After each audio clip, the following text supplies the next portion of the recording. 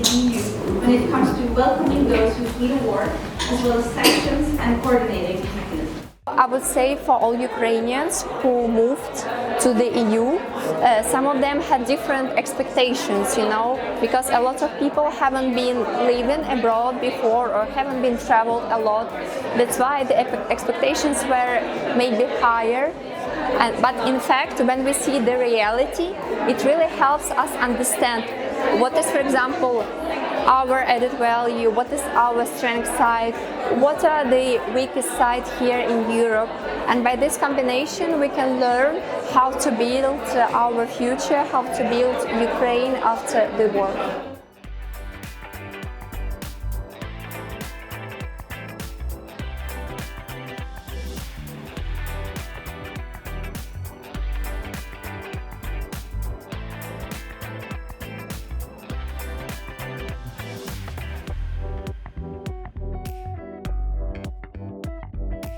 What I have gained today is probably the broad variety of perspectives that are on the integration of Ukrainian refugees in the labor markets and all the issues that has to be considered.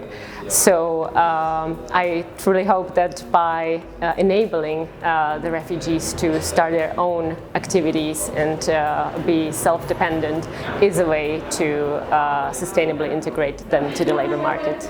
It was very interesting to hear the perspective from the partners from Poland and Czech Republic, because these are really the countries who face the biggest influx of refugees who came from Ukraine, and these are the countries who really helped a lot, both to the refugees there, for the people who arrived, but also to the communities who stayed in Ukraine.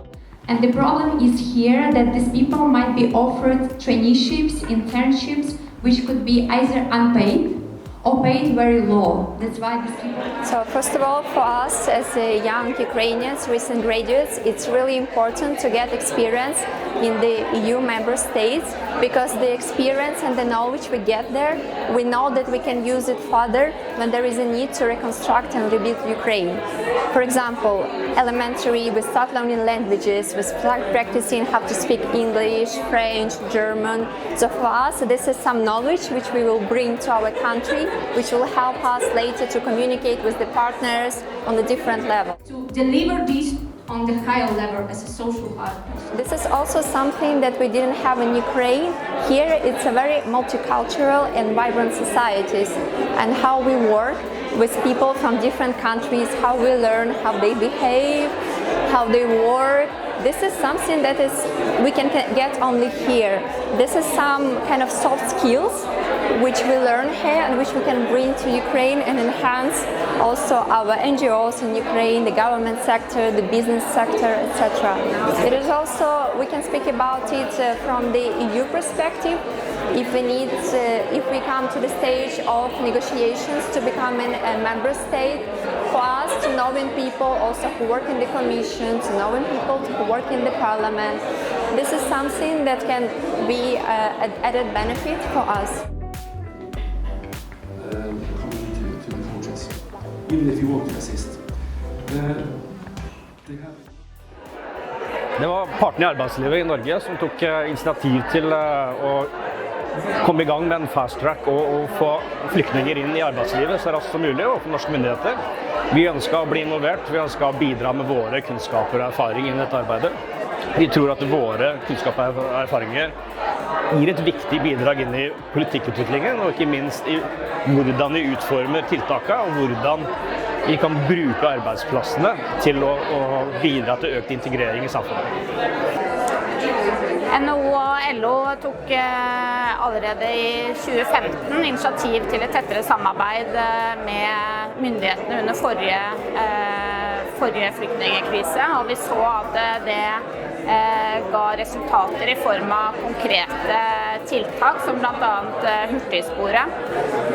Så når vi så at vi ville stå i en krevende situasjon igjen, så tok vi kontakt med myndighetene og ba om at det ble satt ned en arbeidsgruppe med NAV og IMDi, altså Integrerings- og mangfoldsdirektoratet, og etter hvert har også Arbeidstilsynet blitt med i denne gruppen.